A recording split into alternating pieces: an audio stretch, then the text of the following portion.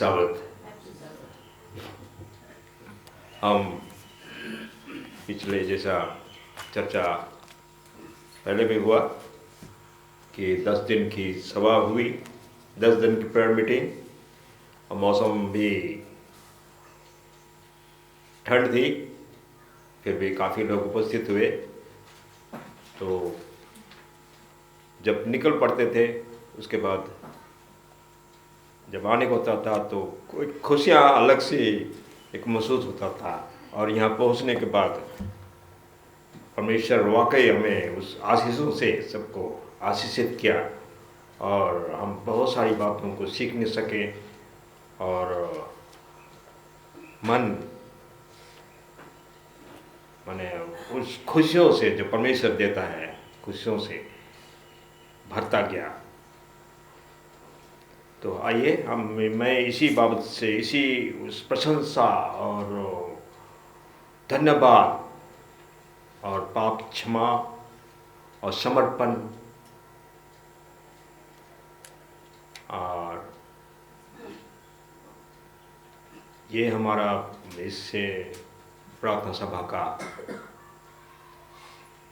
Points था और उसी बाबत पे ही चर्चा हुई और बहुत सारी बातों को सीखने सके। और इसी सिलसिले में ही मैं भी छोटी सी मैं अपना वक्तव्य तैयार किया हूँ। तो इससे पहले चलिए हम परमेश्वर से प्रार्थना करें, धन्यवाद करें। स्वर्गवान पिता परमेश्वर, धन्यवाद करते हैं सुंदर समय और अवसर के लिए और इस सबत दिन के लिए जो तू हमारे जीवन में दिया है, क्योंकि तू ही अद्भुत परमेश्वर है। तू हमें प्यार करता है।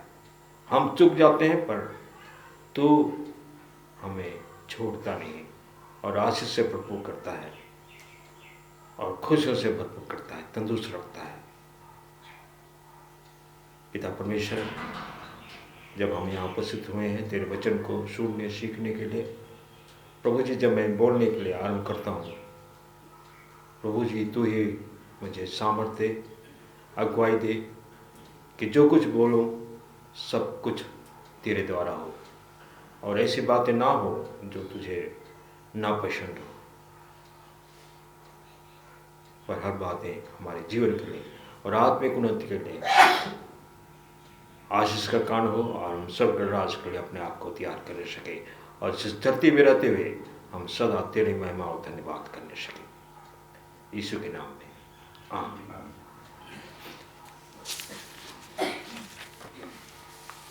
निश्चय परमेश्वर सर्वशक्तिमान है, अद्भुत है और ये जीवन जो दिया है परमेश्वर की ही अनुग्रह है और ये ईश्वर ही है जो हमें जीवन देता है। ये ईश्वर ही है जिसने इस सारी कायनात को, इस सारी यूनिवर्स को बनाया और ईश्वर अद्भुत है। जैसे हम पिछले सबक लेसन में पढ़े थे, उसने अनगिनत तारों को बनाया, लाखों करोड़ों, एक तारे एक दूसरे तारे से बढ़ के रहे और बढ़ के है और बढ़ के है। जब उस पर निहारते हैं तो लगता है क्या अद्भुत परमेश्वर है जो हमारे समझने से परे, बहुत साइंस उसको ढूंढती है, स्टडी करती है और तब वो बताती है कि ऐसा है, ऐसा है। एक भाई से बात हो रही थी तो उसने कहा, या क्या कहते हो, साइंस तो ये बताती है, या ऐसा थोड़ी ना हुआ कि परमेश्वर ने कहा हो और हो गया और फटाक से हो गया। और लेकिन साइंस ही बताती है। साइंस कहाँ था तब, कहाँ था जब कुछ नहीं था। जब कुछ नहीं था तो परमेश्वर ने इस सारी यूनिवर्स को उसने सृष्टि की। अद्भुत परमेश्वर है। परमेश्वर ने कहा हो तो हो गया। परमेश्वर की स्तुति और प्रशंसा। सबसे पहले जब मीटिंग में हो रही थी तो हम परमेश्वर की स्तुति और प्रशंसा कर रहे थे, उसके महिमा कर रहे थे। रोमियों की किताब में पौलुस प्रेरित इस तरह से वर्णन करता है। रोमियों की किताब 11 अध्याय उसके 35, रोमन्स 11:33। रोमी की किताब 11 अध्याय उसका 33 पद, उसमें कितने अद्भुत तरीके से उसने वर्णन किया है। परमेश्वर की स्तुति करता है, कहता है आहा, मन खुशियों से भर जाता है, कहता है आहा, परमेश्वर का धन और बुद्धि और ज्ञान क्या है, गंभीर है। उसके विचार कैसे अथाह, जो था नहीं लगाया सकता है। जैसे कुआं में अगर छलांग मारे तो कभी कभी लोग नीचे था तक पहुंच जाते हैं, कभी कभी ज़्यादा गहरा हो तो पहुंचना मुश्किल हो जाता है। हमारी मैडम बता रही थी, उसके डैडी अंडे लेते थे और तालाब में फेंक देते थे, जाओ ढूंढ के लाओ। जिसको तैरना आता था, डुबकी लगाना आता था, वो था में जाके फिर उसको अंडे ढूंढ के लाते थे। सबके बस की नहीं होती थी। समुद्र कहते हैं अथाह, लेकिन किसने बनाया? परमेश्वर ने बनाया। परमेश्वर जानता है उसमें था, लेकिन उसके विचार कैसे अथाह हैं और उसके मार्ग कैसे अगम्य है। अगम्य का मतलब है जो जा ना सके, पहुंचा जा ना सके। अगम्य, रेल की पटरी को कहते हैं हिंदी में रेल पथगामी, जिसमें रेल चलती है। अगम, जो जा न सके। प्रभु की बुद्धि को किसने जाना? या उसका मंत्री कौन हुआ? या किसने पहले उसे कुछ दिया जिसका बदला उसे दिया जाए? क्योंकि उसी की ओर से और उसी के द्वारा और उसी के लिए सब कुछ है। उसकी महिमा युगानुयुग होती रही। उसकी महिमा युगानुयुग होती रही। लिखा है अगम, यशायाह 55, यशायाह 55 उसका 8 देखें। यशायाह की किताब यशायाह 55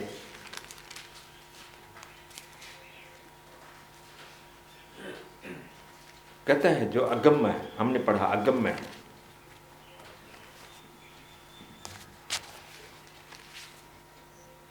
रोमी की किताब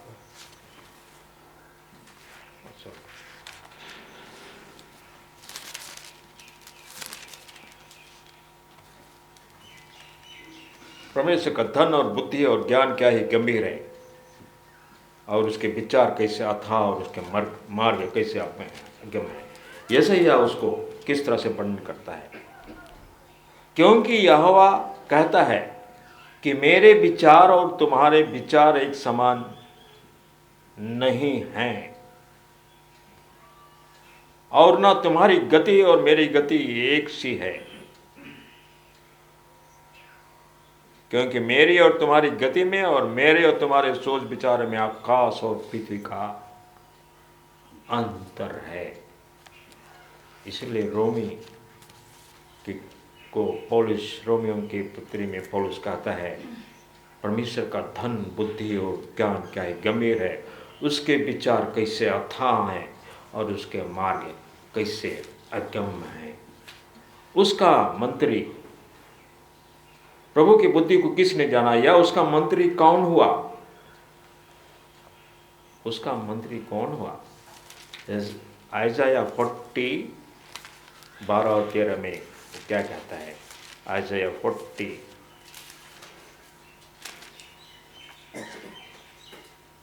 किसने महासागर को चुल्लू से मापा, या किसके चुल्लू मने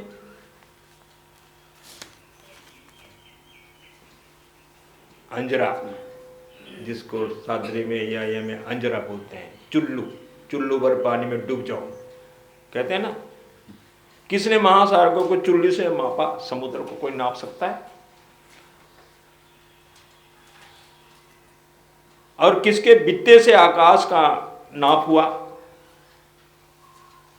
बित्ता कौन नाप के दिखाएगा?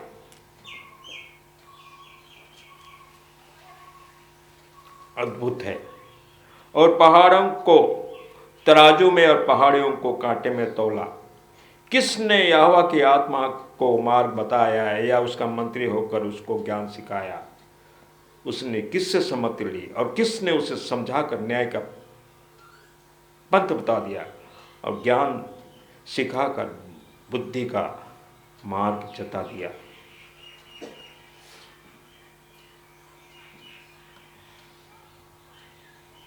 किसने यहोवा की आत्मा को मार्ग बताया या उसका मंत्री होकर उसको ज्ञान सिखाया? किसने? ये अद्भुत परमेश्वर है जिसके बदले उसे कुछ दिया जाए। अय्यूब की किताब उसका 41 अध्याय जॉब 41:11 में हम देखें क्या क्या कहता है। जॉब 41:11 अय्यूब की किताब उसका 41 अध्याय उसका 11। किसने मुझे पहले दिया जिसका बदला मुझे देना पड़े? देख जो कुछ सारी धरती पर है सो किसका है? मेरा है। इस धरती पर है सो मेरा है। तो मेरा क्या है? मेरा कुछ भी नहीं है, सब कुछ परमेश्वर का है। क्योंकि उसी के ओर से और उसी के द्वारा और उसी के लिए सब कुछ है। उसकी महिमा युगानुयुग होती रहे। आमीन। पहला कुरिन्थी की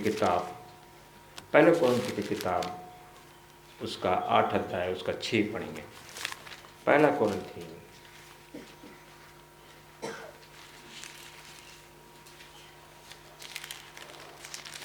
8 अध्याय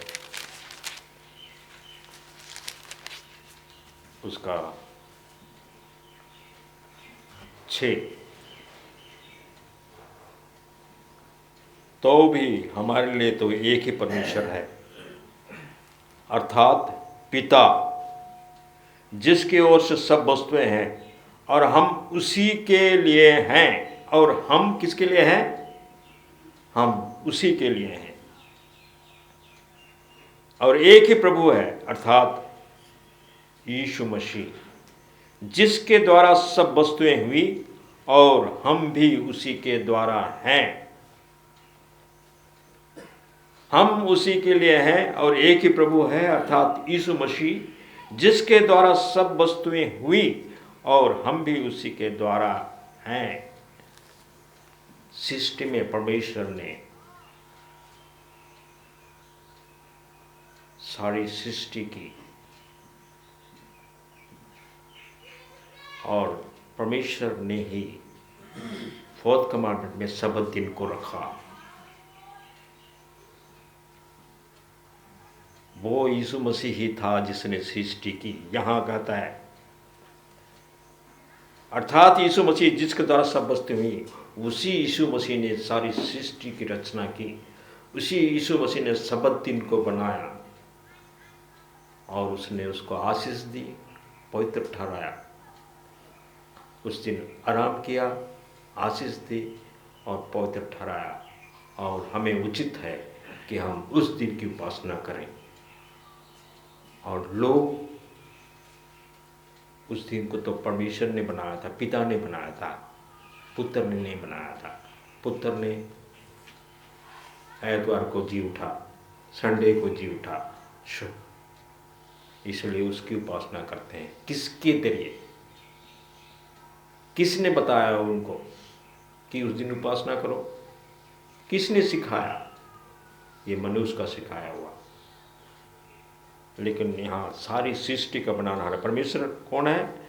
यीशु मसीह है। उसकी महिमा हो, एक ही पिता परमेश्वर। हम उसकी महिमा करें। भजन संहिता 100, भजन संहिता 100। हे सारी पृथ्वी के लोगों, यहोवा का जय जयकार करो। यहोवा कौन है? वही यीशु मसीह। यीशु मसीह का जय जयकार करो। आनंद से यहोवा की आराधना करो, जय जयकार के साथ उसमें के सम्मुख आओ। निश्चय जानो कि यहोवा ही परमेश्वर है, उसी ने हमको बनाया और हम किसके हैं? उसी के हैं। हम उसकी प्रजा और उसकी चराई की भेड़े हैं। उसके फाटकों से धन्यवाद और उसके आंगनों में स्तुति करते हुए प्रवेश करो, उसका धन्यवाद करो, उसके नाम को धन्य कहो, क्योंकि यहोवा भला है और उसकी करुणा सदा के लिए और उसकी सच्चाई पीढ़ी से पीढ़ी तक बनी रहती है। भजन संहिता 103:1 भी पढ़े। हे मेरे मन यहोवा को धन्य कर, और जो कुछ मुझ में है वह उसके पवित्र नाम को क्या कहे? धन्य कहे। भजन संहिता 106:1, भजन संहिता 106:1, याह की स्तुति करो, यहोवा की स्तुति करो, प्रभु यीशु मसीह की स्तुति करो, यहोवा का धन्यवाद करो, क्योंकि वह भला है और उसकी करुणा सदा की है। भजन संहिता 107:1, यहोवा का धन्यवाद करो, क्योंकि वह भला है और उसकी करुणा सदा की है। हम उसका 20 पढ़ेंगे। वह अपने वचन के द्वारा उनको चंगा करता है और जिस गड्ढे में वे पड़े हैं उसे निकालता है। अगर हम ऐसी परिस्थिति में हैं, ऐसे हालात हैं जिससे हम निकल नहीं सकते, परमेश्वर के पास आओ। परमेश्वर ही हमारा उद्धार करता परमेश्वर है। कहता है, हे परिश्रम करने वाले और बोझ से दबे हुए लोगों, मेरे पास आओ, मैं तुम्हें विश्राम दूंगा। वह अपने वचन के द्वारा उनको चंगा करता है, जिस गड्ढे में वे पड़े हैं उससे निकालता है। भजन संहिता 107:20। यह दाऊद राजा था, उसने अपनी जिंदगी में परमेश्वर को आशीषित किया और परमेश्वर उसको गवाही दी कि ये मेरे मन के करीब का है, ये मन के करीब का है। और उसने वो भजन गाता है और कहता है, वह अपने वचन के द्वारा उनको चंगा करता है और जिस गड्ढे में वे पड़े हैं उससे निकालता है। हम दानिएल की किताब 2:20, दानिएल की किताब 2:20, जब नबूकदनेस्सर राजा ने स्वप्न देखा था, जब उनको बंधुआई में ले गए इस्राएलियों को और वे बंधुआई में पड़े रहे, और नबूकदनेस्सर स्वप्न देखता है विराट सा, ऐसा सपना जो नहीं कोई बता सकता था। और राजा ने वह ऐलान कर दिया कि जितने तांत्रिक सांत्रिक और जितने ज्योतिषी वगैरह थे वो सब बताएं, अगर नहीं बताओ तो उनका कत्ल कर दिया जाएगा। और उनमें दानिएल नबी जो परमेश्वर का भक्त, जो वो भी उस बंधुआई में था, उसने अपने दोस्त उनको बुलाया। उनका नाम था, हम कहते हैं शद्रक मेशक अबेदनगो, लेकिन ये राजा ने उनका नाम रखाना था जो अपने देवताओं के नाम पर रखा था, लेकिन उनका असल नाम क्या था? हनन्याह, मिसाएल और अजर्या। इनका असली नाम ये था, हनन्याह, मिसाएल, अजर्या। उसने दानिएल ने अपने दोस्तों को बुलाया, राजा ने ऐसा ऐलान किया है और कोई नहीं बता पा रहा है। उसने राजा से बात किया, राजा के जो मंत्री था उससे बात किया कि मैं बताऊंगा, पर राजा को ये कर दे, रोक के रख दे, मैं बताऊंगा। दानिएल को विश्वास था कि उस राजा का उस स्वप्न का अर्थ बता सकता, उसका अर्थ वो परमेश्वर प्रार्थना की। लिखा है,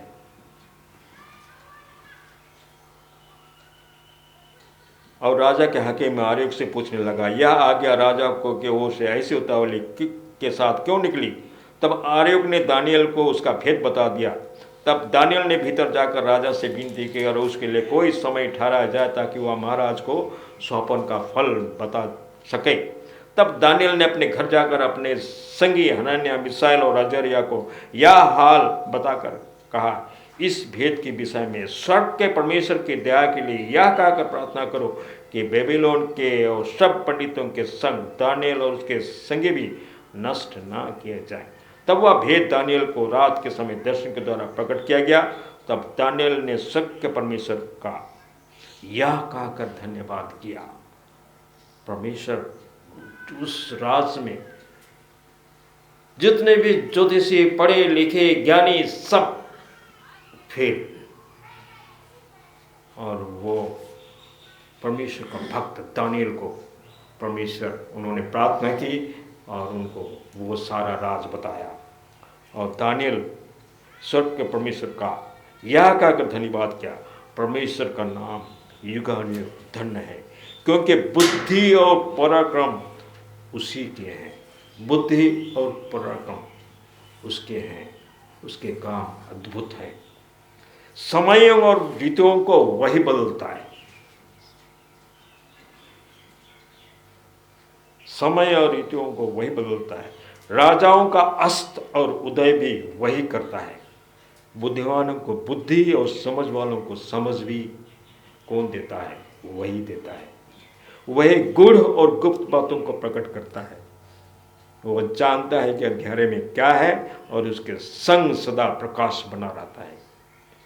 हे मेरे पूर्वजों के परमेश्वर, मैं तेरा धन्यवाद और स्तुति करता हूँ, क्योंकि तूने मुझे बुद्धि और शक्ति दी है, और जिस भेद का खुलासा हम लोगों ने तुमसे मांगा था उसी तूने मुझ पे प्रकट किया।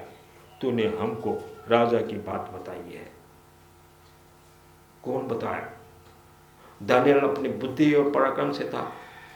नहीं, उसने परमेश्वर से मांगा, उन्होंने प्रार्थना की और उनको वो भेद बताया जो हम समझ नहीं सकते, जो वो राजा को नहीं पता, यहाँ तक कि दानियल को नहीं पता। लेकिन दानियल इस बात को जानता था कि परमेश्वर वो सारा भेद खोल देगा और बताएगा।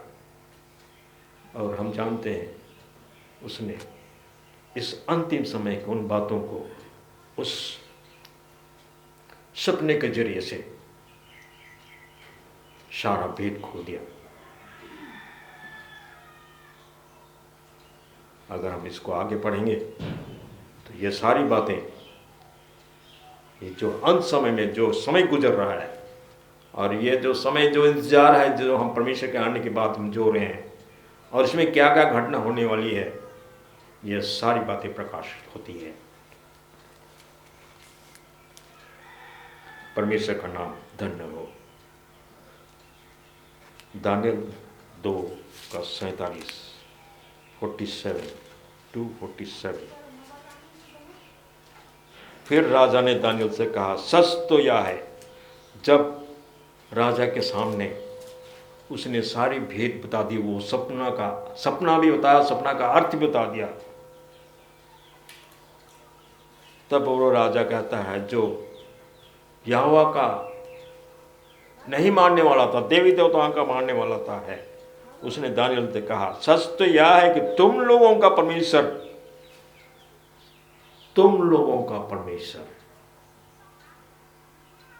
ईश्वरों का ईश्वर है और राजाओं का राजा और भेदों का खोलने वाला है। हम क्या गवाह देते हैं? हम अपने जीवन से क्या गवाह देते हैं? हम अपने चाल चलन से क्या गवाह देते हैं? हम चर्च के रोज कहाँ होते हैं? लोगों को यही पता चलता है कि तुम लोगों का परमेश्वर कहाँ, वहाँ आराधना हो रहा है, तुम कहाँ हो, यहाँ क्या कर रहे हो? हम क्या गवाह?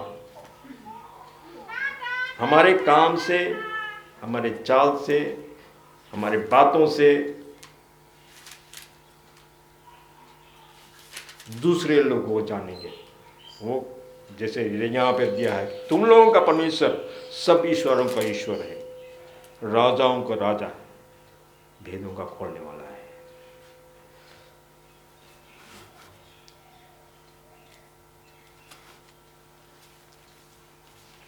होशे की किताब, होशे की किताब, होशे नबी की किताब, उसका 10 अध्याय, उसका 12वां पर लिखा है, अपने लिए क्या करो, धर्म का बीज बो, अपने लिए धर्म का बीज बो, तब करुणा के अनुसार खेत काटने पाओगे। अपनी पड़ती भूमि को जोतो, देखो अभी यहोवा के पीछे हो लेने का समय है कि वह आए और तुम्हारे ऊपर उद्धार बरसाए। परमेश्वर अद्भुत है, परमेश्वर प्रेमी है। उसने अपने बेटे को, यीशु मसीह जो स्वर्ग में था, उसको इस धरती पर इसलिए भेजा, वो मनुष्य का रूप धारण किया। हम जैसे पैदा हुआ, बच्चों, छोटे बच्चे की तरह पैदा हुआ, और माँ के साथ उसने, माँ बाप के साथ पला पोसा बड़ा होता गया और सिद्ध बनता गया। हमने पढ़ा साउथ लेसन में, वो हमारा भाई कहलाया, और वो स्वर्ग का बेटा जिसने सारी सृष्टि की, वो हमारा भाई। हम इस लायक हैं।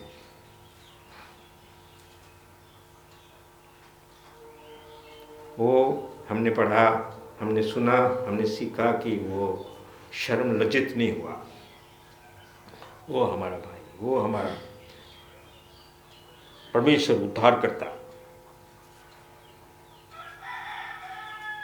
रोमी की किताब, रोमन 8:28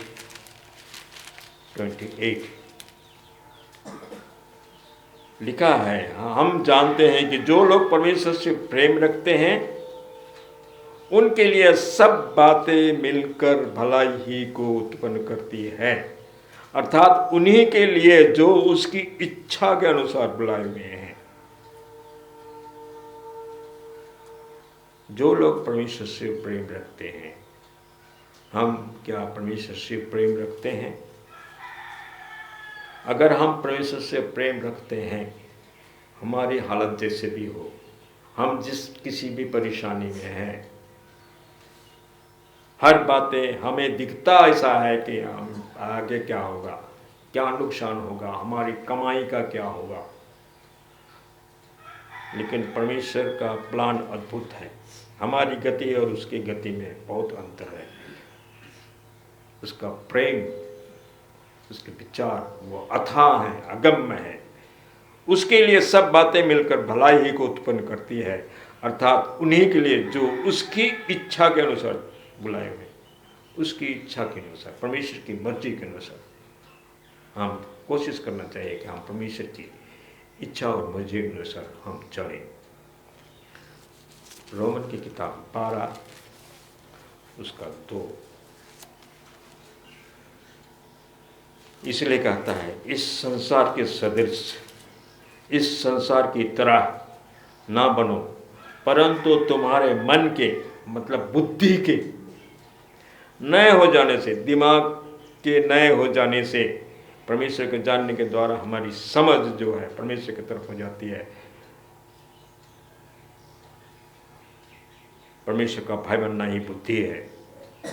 बुद्धि के नए हो जाने से तुम्हारा चाल चलन भी बदलता जाए, जिससे तुम परमेश्वर की भली और भौतिक और सिद्ध इच्छा अनुभव से मालूम करते रहो।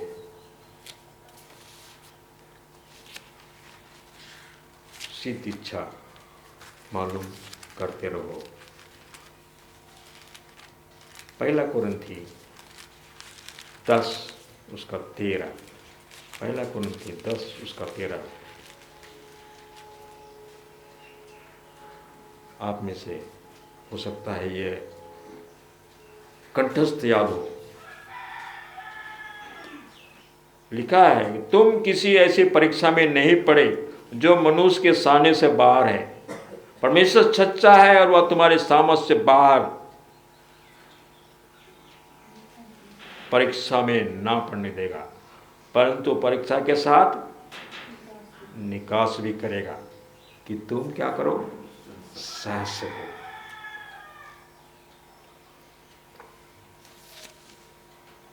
इसलिए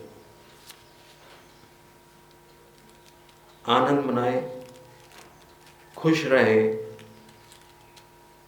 और परमेश्वर की महिमा करते हुए जीवन बिताए। इसलिए तुम चाहे खाओ, चाहे पियो, चाहे जो कुछ करो, मगर सब कुछ याद रखो, मगर सब कुछ परमेश्वर की महिमा के लिए करो। अगर हम खाते हैं, पीते हैं, सब कुछ करते हैं, मगर याद रखना होगा कि उससे परमेश्वर की क्या हो, महिमा हो, उसकी बड़ाई हो, परमेश्वर को अच्छा लगे। हम और पढ़ेंगे 2 कुरिन्थी उसका 4 अध्याय उसका 14। यह कुछ अचंभे की बात नहीं, क्योंकि शैतान आप भी ज्योतिर्मय स्वर्गदूत का रूप धारण करता है। यह कुछ अचंभे की बात नहीं, क्योंकि शैतान आप भी ज्योतिर्मय स्वर्गदूत का रूप धारण करता है। हम लोग भाग जाते हैं किसी ऐसे मीटिंग में जहाँ पे चंगाई सभा होती है, अचंभे की बात, अद्भुत अद्भुत काम दिखते हैं, मगर क्या वे परमेश्वर की आज्ञा के अनुसार वो चलते हैं? शैतान भी अद्भुत अद्भुत काम दिखा सकता है, क्योंकि वो भी परमेश्वर का स्वर्गदूतों का लीडर था। इसलिए उसने परमेश्वर से बगावत किया। अब परमेश्वर से ऊपर अपना सीट, उसका बराबर सीट करना चाहा।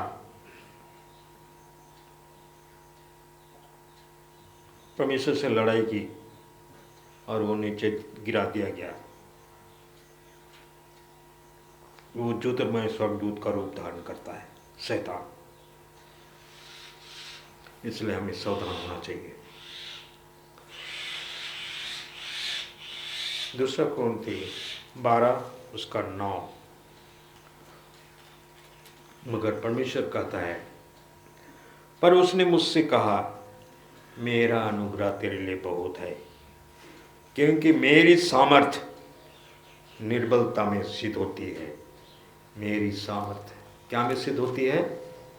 निर्बलता में सिद्ध होती है। जब हम कमजोर पड़ जाते हैं, जब हमें ऐसा लगता है कोई निरुपाय है, कोई उपाय नहीं है, हम क्या करें, कोई रास्ता नहीं दिखता, हम निर्बल पड़ जाते हैं, हम परमेश्वर के पास आए। जब परमेश्वर के पास ऐसे दुआ करें और परमेश्वर दिल की बात को सुनता है और परमेश्वर उसका जवाब देता है, मेरा अनुग्रह तेरे लिए बहुत है, क्योंकि मेरी सामर्थ किस में सिद्ध होती है? निर्बलता में सिद्ध होती है, हमारी अकड़ता में नहीं। हम ये कर सकेंगे, कुछ काम नहीं देता है, हम वो करेंगे, कुछ काम नहीं होता है। परमेश्वर दीन नम्र ऐसे व्यक्तियों को चुनता है, ऐसे लोगों को, ऐसे मन वालों को के पास ऐसे हो कि दीनहीन लोग जब आते हैं तो परमेश्वर अपनी सामर्थ्य वहाँ प्रकट करता है, क्योंकि मेरी सामर्थ्य निर्बलता में सिद्ध होती है। अंत में हम पढ़ेंगे प्रकाशित वाक्य 19।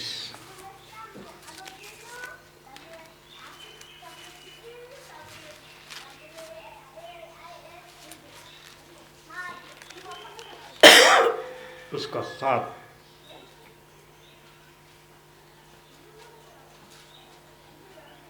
इसलिए आओ हम आनंदित और मगन हों और उसकी स्तुति करें, क्योंकि मेमने का विवाह आ पहुंचा है और उसके दुल्हन ने अपने आप को तैयार कर लिया है। उसकी शुद्ध और चमकदार महीन मलमल पहनने का अधिकार दिया गया है, क्योंकि उस महीन और मलमल का अर्थ पवित्र लोगों के धर्म के काम है। पवित्र लोगों के धर्म के काम है। तो हमें वो मलमल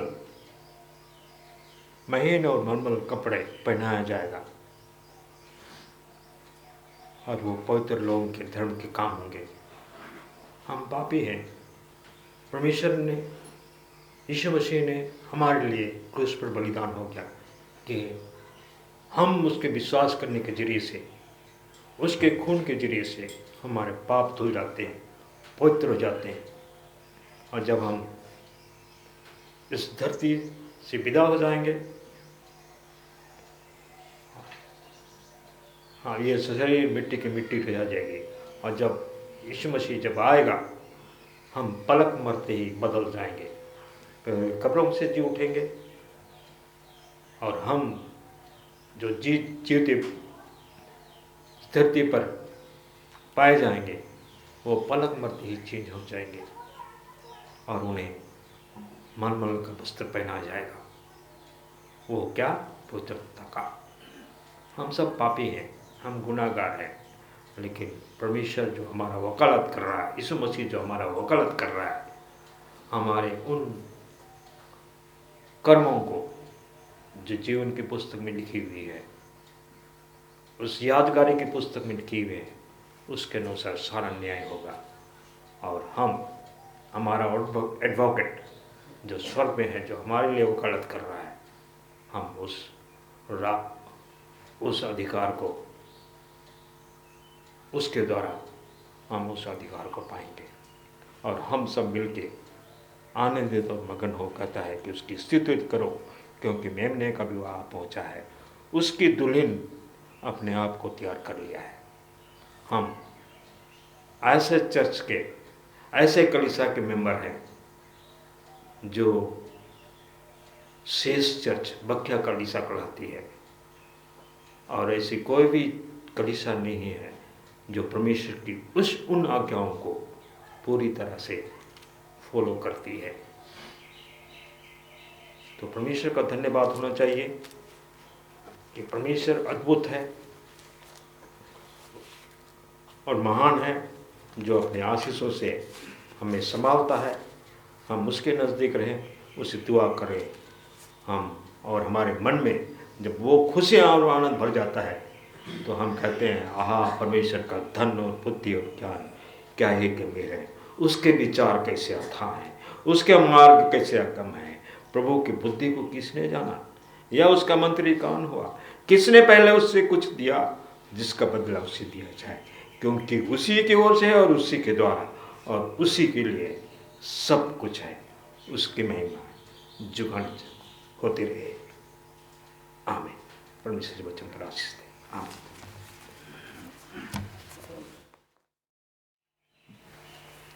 ये सुंदर वचन के लिए भाई मिनस को धन्यवाद। ये प्रभु का वचन और हम सबों को आश्वासन दिए हैं कि वही महान और वही सत्य और जीवन है। सुंदर सभा को हम करने के लिए गाएंगे 54 नंबर का, 54 नंबर का, होगी आशीषों की बारिश। खुलना तो सब खड़े हो जाएंगे।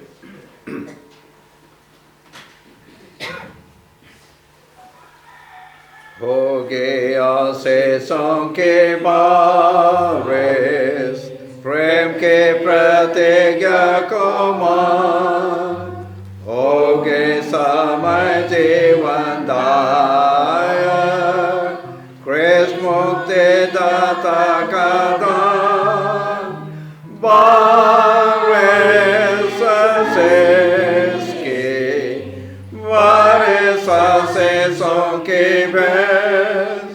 दया के बूंदे टपकते बारिश से सोंके भेंट हो गया से सोंके बारिश नया जीवन प्रभु सब में उत्पन्न करेगा आत्मा पवित्र का फल बारिश से इसके बारिश से सोंके भेंट दया के बूंदे टपकते बारिश से सोंके भेंट हो गया से सोंके बारिश हम पर है प्रभु तुम्हें आगते हमको दिला दे ए अपने वतन को दे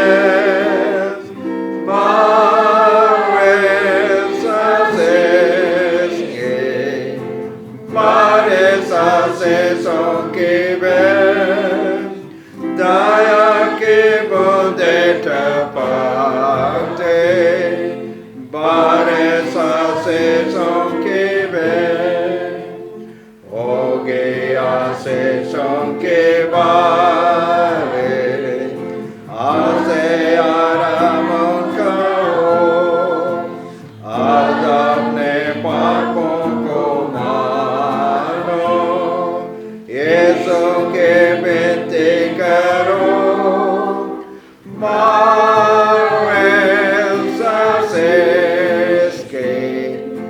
बारिश से सोंके भेंट दया के बूंदे टपकते बारिश से सोंके भेंट। धन्यवाद धन्यवाद धन्यवाद पिता परमेश्वर, तू महान है, तू अद्भुत है, तू हमें प्यार करता है। तो अपने आशीष हमारे जीवन में बूंदों की नाई टपकती रहती है। प्रभु जी, तो अपने आशीषों की बारिश हमारे जीवन में भेज कि हम तुझमें भर जाएं। धन्यवाद करते हैं इस अनुग्रह के लिए, इस आशीष के लिए, इस दिन के लिए जो तू हमारे जीवन में दिया है। प्रभु जी, तेरे बेटे यीशु के नाम में आमीन।